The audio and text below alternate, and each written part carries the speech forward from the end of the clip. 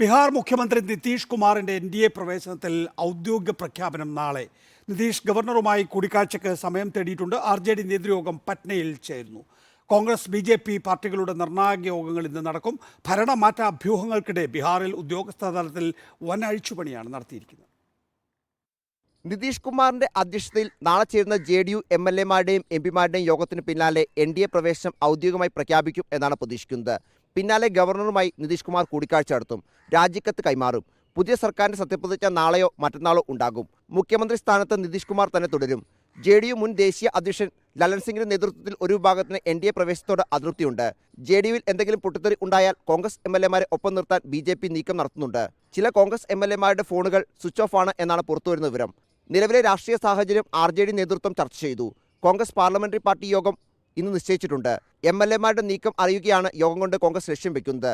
ബീഹാറിന്റെ ചുമതലയുള്ള വിനോദ് താവടെ പങ്കെടുക്കുന്ന BJP സംസ്ഥാന എക്സിക്യൂട്ടീവ് യോഗവും വൈകിട്ട് ചേരും. പുതിയ സർക്കാർ ഉടൻ സത്യപ്രതിജ്ഞ ചെയ്യും എന്ന വാർത്തകൾക്കിടെ ബീഹാറിൽ 22 IAS ഉദ്യോഗസ്ഥരെയും 79 IPS ഉദ്യോഗസ്ഥരെയും 45 സംസ്ഥാന സർവീസ് ഉദ്യോഗസ്ഥരെയും സ്ഥലം മാറ്റി. റിപ്പോർട്ടർ, ദില്ലി.